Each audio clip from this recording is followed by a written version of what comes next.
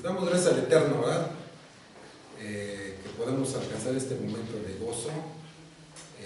Es una bendición estar parado al frente de ustedes, del pueblo, para compartir una pequeña porción de la Escritura.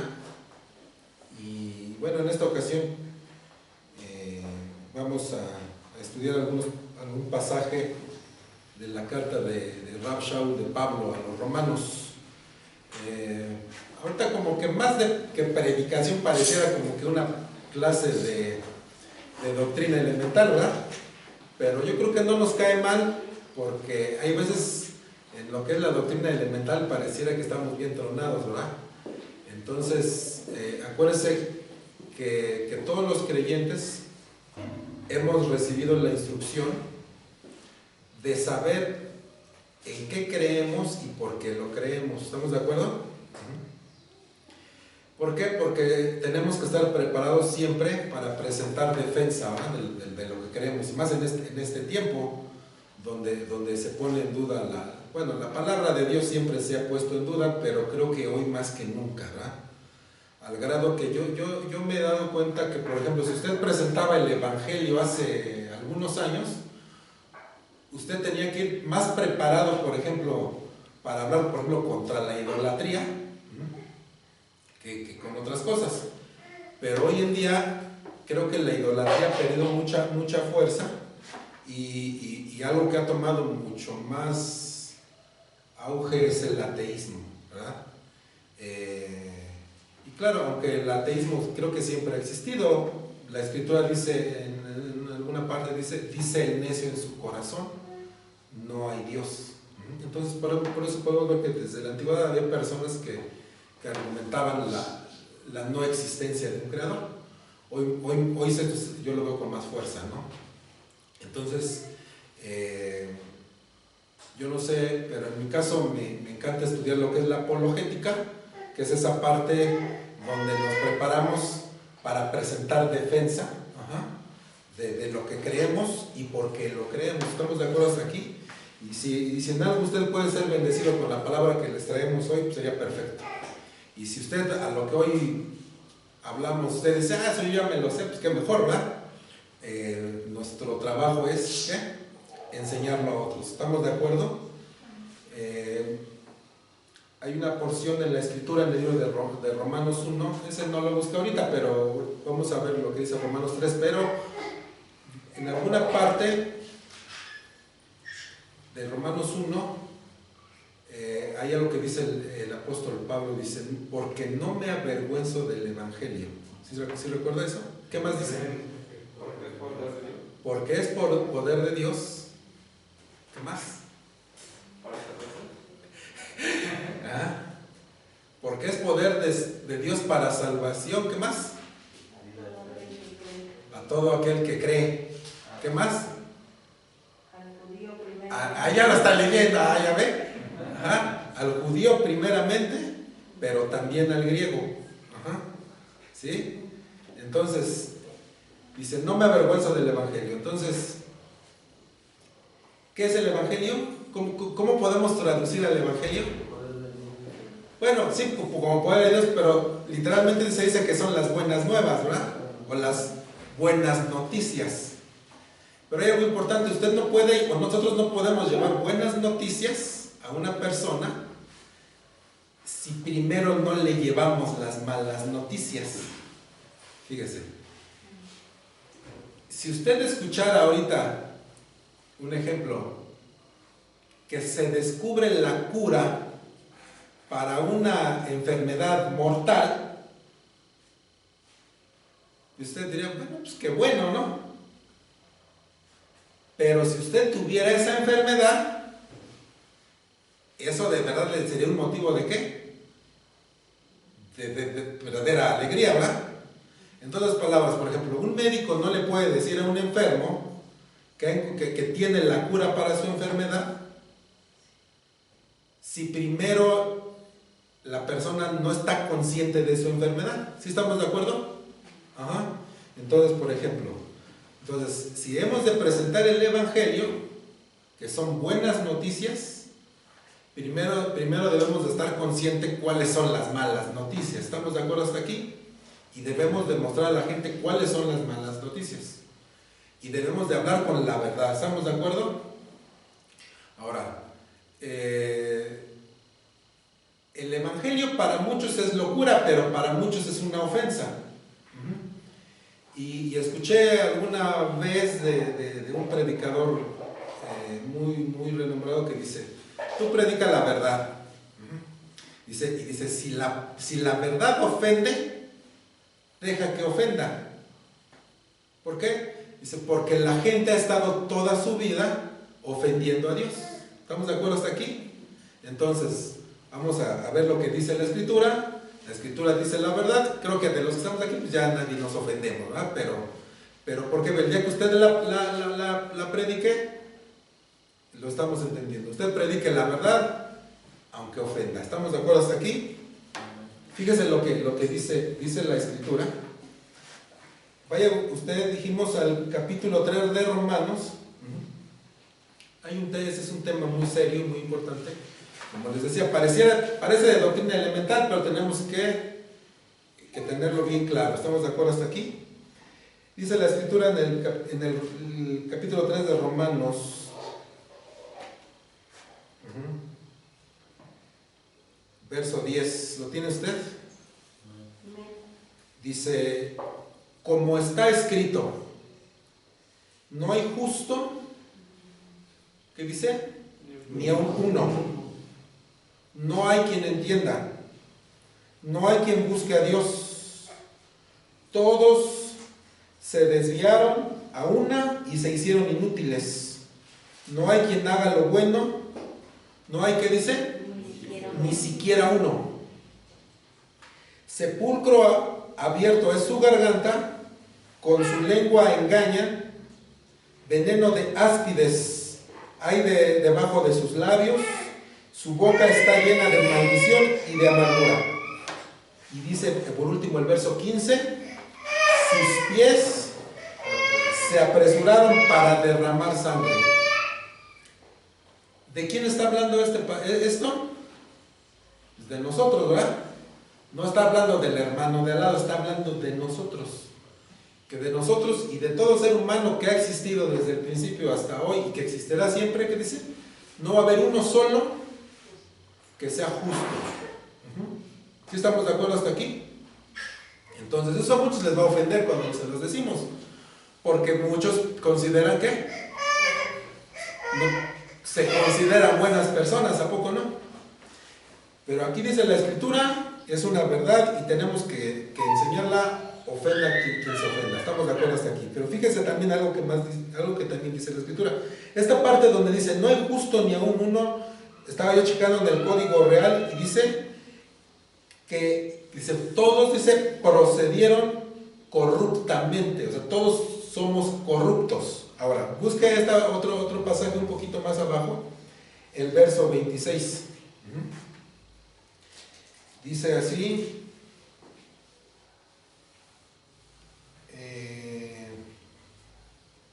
es el 23. Dice así la Escritura: por cuanto todos pecaron, ¿qué dice? Están destituidos de la gloria de Dios. Entonces, son pasajes que nos aprendimos, creo que fue de lo primerito que nos enseñaron. A muchos de nosotros tal vez así nos enseñaron, cuando nos predicaron algunos desde chiquitos, los que íbamos a la congregación desde chiquitos, son de los primeros pasajes que nos enseñaron. Como dice, por cuanto todos pecaron, están destituidos de la gloria de Dios. Y habla de una realidad terrible del ser humano. Nos muestra que el ser humano, desde que nacemos, ya nacemos en una condición de pecado, que nacemos en una condición de separación de Dios. Y hay algo feo aquí. Esas son las malas noticias. Esas son las malas noticias. Que el ser humano no puede hacer absolutamente nada para arreglar este problema. ¿Sí me estoy explicando? nosotros nacemos separados de Dios. Desde esta perspectiva estamos condenados a vivir separados de Dios. Y lo peor, que desde esa perspectiva el ser humano está condenado ¿a qué? A pasar la eternidad, ¿cómo? Separado de Dios. ¿Estamos de acuerdo hasta aquí? ¿Por qué? Porque hay una verdad muy, muy importante en la Escritura, que Dios es un Dios santo, que no puede tener ¿qué? Comunión con el pecado, y por tal razón no puede tener comunión con el hombre pecador. ¿Estamos de acuerdo hasta aquí? Esas son las malas noticias.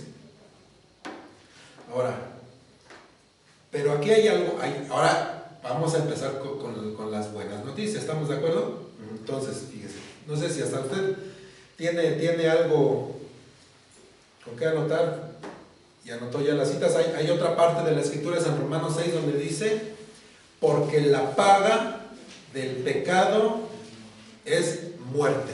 Ajá. En alguna otra parte del Antiguo Testamento dice que el alma que pecare, esta morirá. ¿Qué quiere decir esto? Si la paga del pecado es la muerte, quiere decir que la paga del pecado es que ¿qué? Que estamos sentenciados, el hermano está sentenciado a pasar la eternidad. La muerte no estamos hablando que es dejar de existir. La muerte es ¿qué?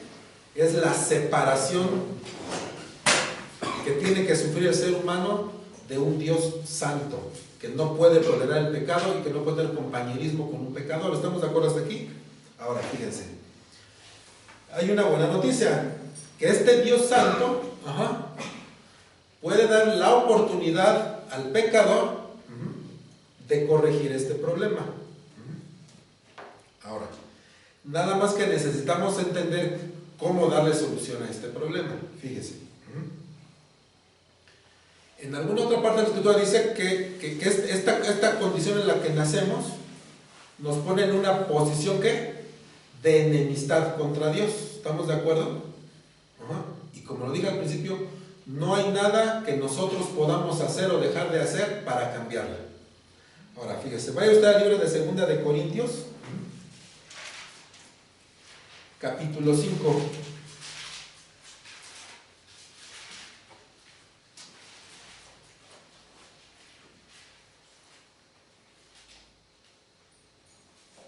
Verso 18.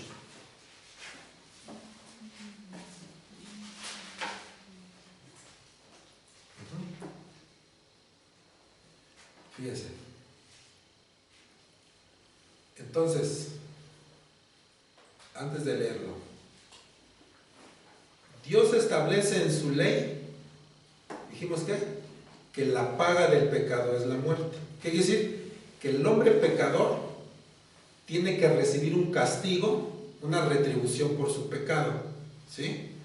Es una ley espiritual inviolable, y el Eterno o sea, ni aún el mismo Eterno puede violar su propia ley. ¿Sí? Fíjese. Si usted recuerda, hay algo importante que también Pablo dice en el capítulo 1 de Romanos, dice, la ira de Dios, dice que se revela ¿qué? Desde el cielo. ¿Contra qué dice? Contra toda impiedad e injusticia de los hombres que detienen con injusticia la verdad. Repito, ¿cómo? La ira de Dios. Entonces, esa ira de Dios dice que forzosamente tiene que ser ¿qué? Revelada y tiene que ser satisfecha. No hay de otra. ¿Estamos de acuerdo? Ahora, si dice que esa ira de Dios se revela contra toda injusticia, y lo que leímos después dice que no hay justo ni aún uno, quiere decir que si yo no soy justo, entonces ¿qué soy? Yo soy un injusto. Entonces quiere decir que a lo largo de mi vida yo he estado almacenando ¿qué? O amontonando ¿qué? Ira de Dios. Entonces, volvemos a lo que dice aquí. La ley de Dios, que es santa, justa y buena, establece ¿qué? Que todo el que pecare morirá, y la paga del pecado es la muerte. ¿Estamos de acuerdo hasta aquí? Ajá. Ahora, pero fíjese, nosotros vemos que Dios tiene dos atributos. Tiene el atributo de justicia, pero gracias, que tiene ¿qué? El atributo de misericordia. Entonces viene la pregunta. Dice aquí el verso 18, dice, y todo esto proviene de Dios. Vamos a empezar a hablar del plan que Dios tiene. ¿Para qué? Para reconciliar al hombre pecador con un Dios santo. Entonces, ¿cómo puede un Dios santo hacer valer su ley, hacer justicia y desatar toda su ira contra el pecado, pero al mismo tiempo ¿qué? Mostrar misericordia? Vuelvo al mismo, aplicar justicia sin destruir al pecador, otorgándole misericordia. ¿Estamos de acuerdo hasta aquí? ¿Cómo puede lograrse? Fíjese lo que dice. ¿Cómo puede lograrse y quién puede lograrlo? Porque ya nos quedó claro que nosotros como seres humanos no podemos hacer nada para reconciliarnos con Dios. Absolutamente nada. Y es que ese es el problema. Es un problema porque si usted analiza todas las religiones del mundo, conscientes de la separación que tienen con Dios, buscan establecer un sistema, un plan, ¿cómo? Para acercarse a Dios y para reconciliarse con Dios. ¿Sí me estoy explicando? Todas tienen ese común denominador. Y nosotros hemos visto que eso no funciona. Y fíjense lo que dice ahora, si dice 2 Corintios capítulo 5, verso, que dijimos el 18, dice, y todo esto, vamos a leer el 17 para entender el contexto, dice, de modo que si alguno está en Cristo, nueva criatura es. Las cosas viejas pasaron, he aquí todas son hechas nuevas. Entonces está hablando del pecador. ¿Cómo es de que ahora el pecador ya no está en una condición de separación y de condenación eterna, sino que ahora es una nueva criatura y todas las cosas pasaron? ¿Estamos de acuerdo? Dice, pero fíjense lo que dice Pablo, dice, y todo esto proviene ¿de quién? De Dios, quien nos reconcilió consigo mismo por Cristo y nos dio el ministerio ¿de qué? De la reconciliación. Que Dios estaba con Cristo, con el Mashiach, dice, reconciliando consigo al mundo, no tomándoles en cuenta a los hombres sus pecados, y nos encargó a nosotros la palabra de la reconciliación. Así que somos embajadores en nombre de Cristo, como si Dios rogase por medio de nosotros, o rogamos en el nombre de Cristo. ¿Cómo dice? Reconciliaos con Dios. Al que no... ¿Cuántas veces aparece la palabra reconciliar? 1, 2, 3, 4, 5 veces. Dice que Dios es el que nos reconcilió. Él estaba reconciliándonos con Cristo. Y dice que no nos encomendó a nosotros ¿qué? El ministerio de la reconciliación. ¿Estamos de acuerdo hasta aquí? Y nosotros debemos de decirle a los demás ¿qué? Reconcíliense con Dios. Hagan las paces con Dios. ¿Estamos de acuerdo? Pero para poder decir eso, primero necesitamos mostrarles ¿qué? O necesitamos entender nosotros somos ¿qué? Pecadores. A las personas no les podemos decir reconcíliate con Dios si ni siquiera ellos están conscientes de que están enemistados con Dios y de que ellos han amontonado ahí la ira de Dios y que Dios la detiene, pero están almacenando cada día de su vida la ira de Dios. ¿Estamos de acuerdo hasta aquí? Ahora, aquí hay algo importante entonces que nos debe de quedar bien claro. Dijimos, nosotros no podemos hacer nada para reconciliarnos con Dios. Y aquí dice que Él fue el que nos reconcilió con Él. ¿Sí estamos de acuerdo hasta aquí? Entonces, podemos, si usted tiene, para anotar, escriba esto. Entonces, entendemos que el Eterno es el que está detrás de este plan de reconciliación, no nosotros. ¿Sí? El Eterno es el que lo planeó, lo diseñó, incluso Él fue el que lo ejecutó. En otras palabras, Él hizo, ¿qué? Él hizo todo. Él hizo todo para que esta reconciliación se diera entre Dios y nosotros.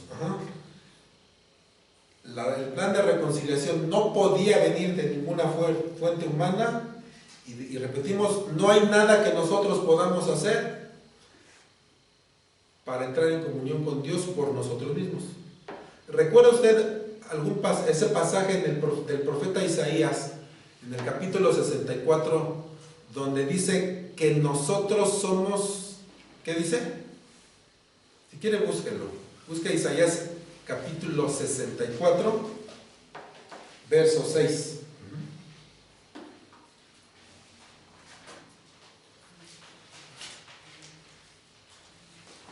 Dice algo acerca de nosotros y dice, o sea, cómo somos nosotros y cómo ve Dios todos nuestros actos de justicia.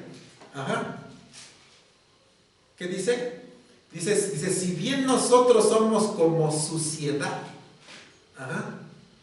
¿Y qué más dice? Y todas nuestras justicias, ¿qué?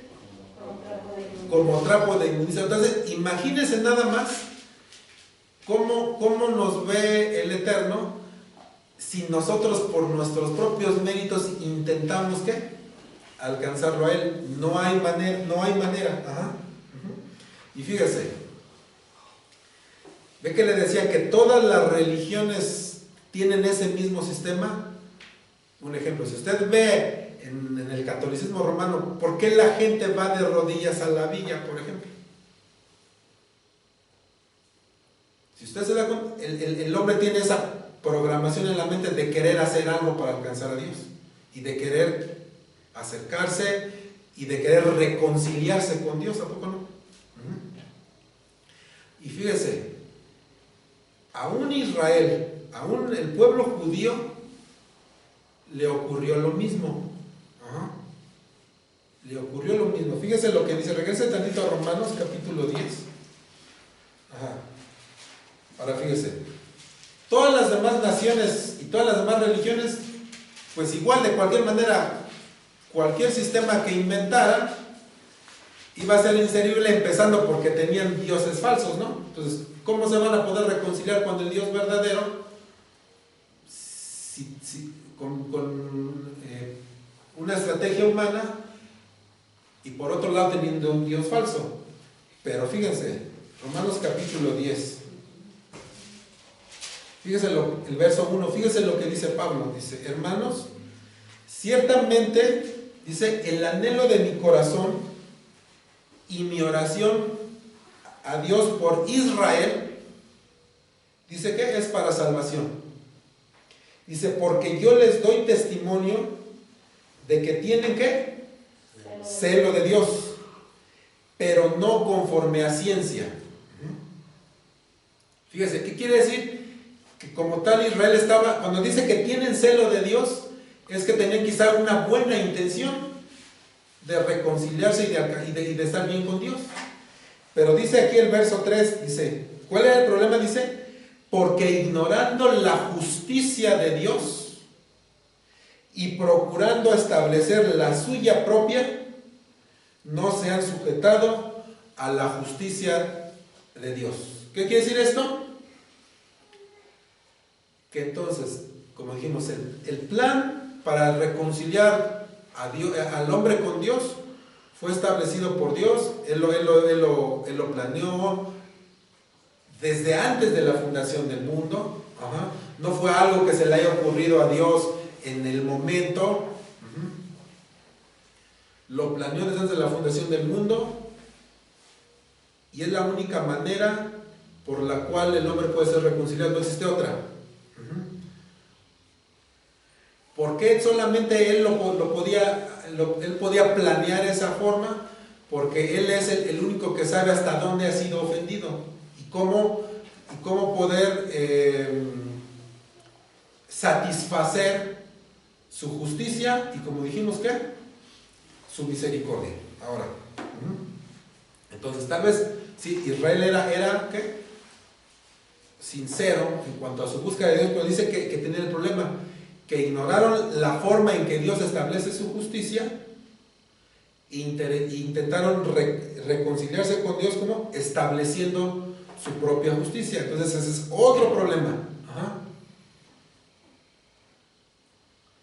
Que no sé qué sea peor, si definitivamente ser un pecador, ajá, y transgredir la Torá abiertamente, o bien creer que yo tengo la capacidad de establecer mi propia justicia y decir, con todo lo que yo hago, esto y esto y esto, tengo derecho a reconciliarme con Dios, lo cual es también algo que Dios aborrece, que alguien se quiera presentar delante de Él diciendo, tengo méritos y tengo justicia para poderme acercarme a ti. ¿Me estoy explicando?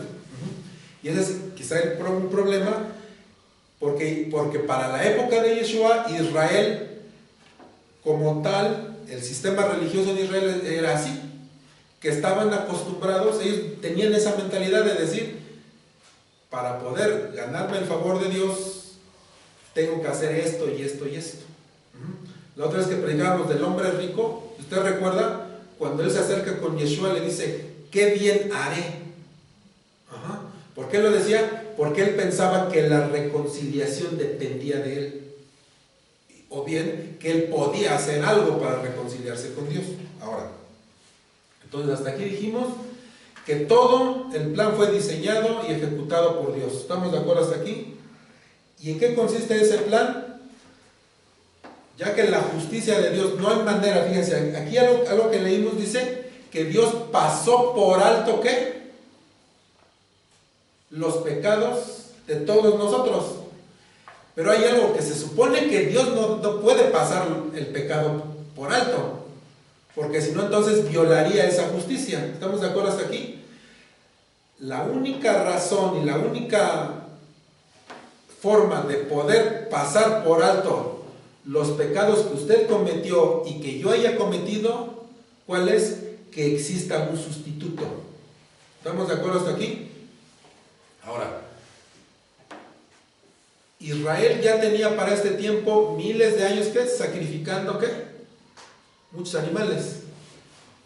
Y para este momento, Israel debe haber tenido bien claro que la paga del pecado era la muerte y que forzosamente alguien tenía que morir. Lo habían visto siempre en los sacrificios. Ajá. Pero también debían estar bien conscientes que ningún sacrificio animal que podía limpiarlos, ¿no? Entonces, de tal manera que el sustituto tenía que ser ¿qué? Forzosamente otro ser humano, no había de otra. ¿Sí me estoy explicando? Pero ahora hay un gran problema. ¿Qué ser humano? O sea, el sustituto tenía que ser un ser humano que cargara con el pecado de los demás, lo cual era imposible, porque cada ser humano tenía que morir, ¿qué? Por sus propios pecados. Yo no podría llevar los pecados de David, por mucho que yo quisiera morir en su lugar, porque yo ya tendría que morir por mis propios pecados. Entonces, se hace indispensable en el plan de Dios, en el plan redentor de Dios, como ya lo leímos, como no hay ni siquiera un hombre justo. Fíjense, es más, ¿se acuerda que, por ejemplo, cuando nos ponen ejemplos de hombres justos, como por ejemplo Job, se nos dice que era justo, pero yo estaba leyendo en el capítulo 9 de Job, él mismo hace la pregunta, dice, ¿cómo podrá el hombre justificarse delante de Dios? O sea, quizá él era justo comparado con todos los hombres de su época, pero aún él necesitaba un Salvador. ¿Me estoy explicando? Y dice más abajo en el capítulo 9, parafraseándolo lo digo, dice, yo podría ir delante de Dios y decir que no tengo culpa y que soy justo, dice, pero la verdad mi propia boca me condenaría, reconociendo que necesitaba ser justificado y ser reconciliado con Dios. Entonces es por eso que se hace indispensable, hablando ahora de un sustituto, que el Eterno viniera en forma humana para poder ¿qué? Llevar el pecado de todos los demás. Entonces por eso es que entonces viene Yeshua, el Hijo de Dios, y es que hay algo importante, Él tenía que venir voluntariamente, no podía ser presionado, no podía venir obligado. Escuché una frase de un predicador igual que dice que Jesús, vino más voluntariamente a la cruz que nosotros al trono de gracia. Todavía a nosotros nos cuesta más venir en arrepentimiento que Yeshua venir a la cruz. Ahora bien, para eso se necesitaba ¿qué? Un hombre que no tuviera ¿qué? Pecado. ¿Estamos de acuerdo? Porque al no tener que pagar por sus propios pecados, entonces ¿qué? Entonces sí podía ¿qué? Llevar los pecados de los demás. Ahora fíjense, vamos a regresar a la segunda de Corintios capítulo 5. Es ahí donde estábamos, ¿no? Segunda de Corintios capítulo 5. El verso 21. Es lo que estamos ya hablando ahora de Yeshua como el sustituto. ¿El sustituto de quién? De nosotros. O sea, Él nos sustituyó a nosotros, dice. Al que no conoció pecado, ¿qué dice? Por nosotros, lo hizo pecado, para que nosotros fuéramos hechos, ¿qué? Justicia delante de Dios. Quiere decir, cuando dice al que no, ¿de a quién se refiere cuando dice al que no conoció pecado? A Yeshua.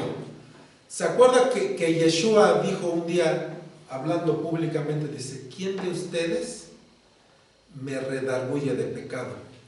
Imagínense qué palabras lanzó, A ver, ¿quién de ustedes tiene una prueba de que yo he transgredido la Torah?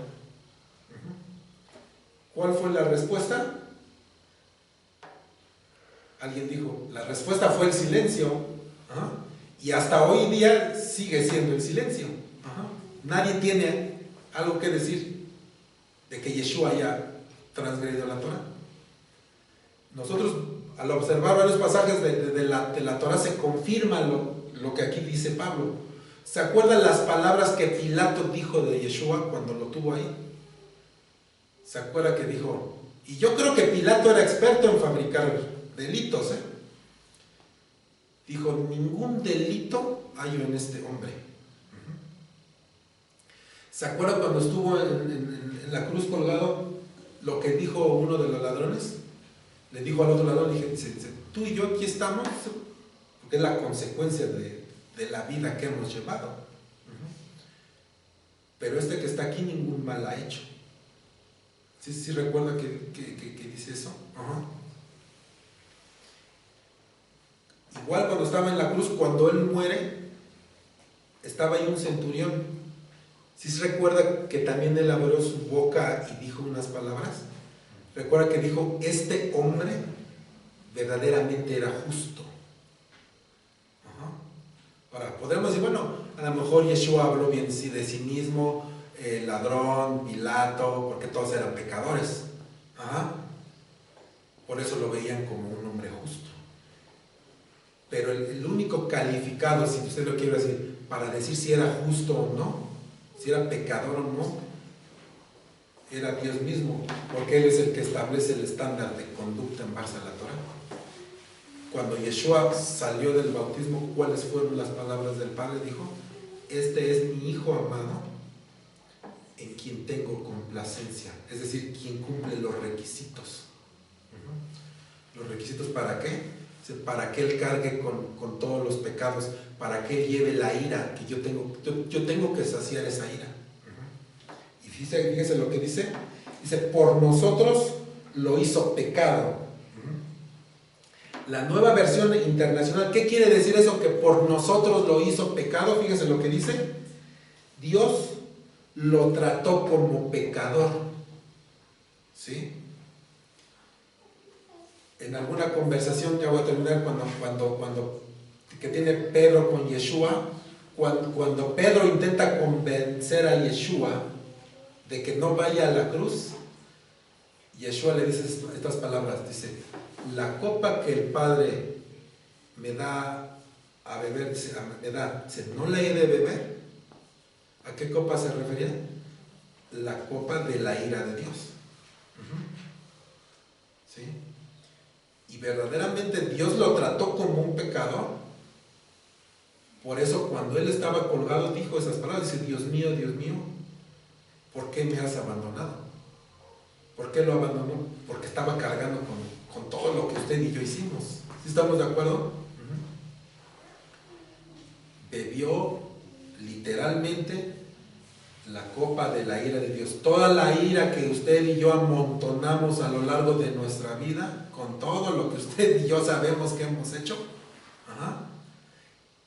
el Eterno no descargó la ira sobre nosotros, la descargó sobre Él. De esa manera quedó satisfecha su justicia, descargando la ira sobre Él, y quedó satisfecho ese atributo de amor y misericordia, atribuyendo ahora la justicia de Yeshua en nosotros. Y de esa manera no nos destruyó. ¿Me estoy explicando? Es así como funciona el plan de redención que el Eterno planeó desde antes de la fundación del mundo. Alguna vez en un curso que tomé me hicieron la pregunta, dice, ¿quién es más justo? ¿Tú o Jesús? Y obviamente nuestra primera reacción es decir, pues obvio, pues qué pregunta, ¿no? Pues es Jesús. Pero curiosamente, y es que si esa es nuestra lógica, nuestro razonamiento dice eso. Pero dice, no, dice, ¿qué crees que no? Si tú eres igual de justo de Jesús que Jesús. Y es algo que hasta la fecha todavía batallo porque me quepa en el cerebro, ¿verdad? Porque por un lado es absurdo. ¿Cómo voy a comparar mi justicia con la de Él, no? Pero ¿por qué es una verdad? Porque la justicia de Él fue imputada sobre nosotros. De tal manera que cuando usted se presenta delante del Padre, Él no lo ve a usted. Él no ve su moralidad. Porque es verdad, desde que nos convertimos al Señor hemos cambiado muchas cosas. Pero sabemos perfectamente lo que todavía somos, ¿a poco no? Y si pretendiéramos acercarnos al Señor en el estado en el que todavía somos, a pesar de que hemos cambiado muchas cosas, no alcanzamos, como decimos, ese estándar de conducta que la ley del Señor exige. Por eso es necesario que nos presentemos siempre en el nombre de Yeshua. Es la única manera de ser aceptados. ¿Me estoy explicando? Ahora, ¿eso qué quiere decir? ¿Que entonces no me debo esforzar? No, sí, o sea, hay que obedecer, ¿no? Por eso, aquí siempre cuando habla de la fe en Jesús o de la fe en Cristo, grábeselo. La traducción así viene, pero la traducción correcta es una fe obediente. Dicen, bueno, entonces, ¿dónde quedan las obras? ¿O la obediencia a la Torah? Grábeselo. No somos salvos por obras. Fuimos salvos para buenas obras. Entonces, toda la obediencia, toda nuestra fe obediente que vivimos cada día, ya es el resultado de la obra que Yeshua hizo. No pretendamos jamás, por ninguna situación, decir, es que voy a hacer esto, voy a hacer este acto de obediencia para reconciliarme con Dios. Eso no funciona. Ya fuimos reconciliados por lo que Yeshua hizo. Nosotros no hicimos nada. Ajá. No hicimos nada. Y ya termino ahora sí. Ajá. Ve que leíamos esa parte, que primero son las malas noticias y después las buenas.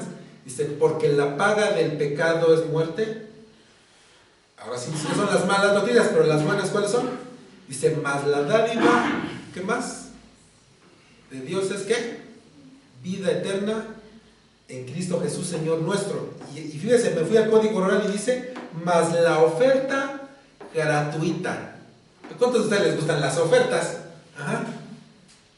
¿A poco no? Es más, y cuando es algo regalado, ¿a poco nos gusta lo regalado? ¿Verdad? Dice, más la oferta gratuita de Dios es inmortalidad gloriosa en el Mashiach Yeshua, nuestro Adón. ¿Cuántos dicen amén? La oferta gratuita. Él lo hizo todo. Ajá. Él lo hizo todo. Nosotros lo que necesitamos es aceptarlo. Ya después viene la fe obediente, pero después. Es lo que vivimos cada día. Pero no para ganarnos ni el amor, ni el perdón de Dios, ni la relación con Dios. Eso lo ganó el Señor Yeshua. Amén. Bueno, vamos a ponernos de pie. Y nos despedimos de los hermanos también que están en Facebook.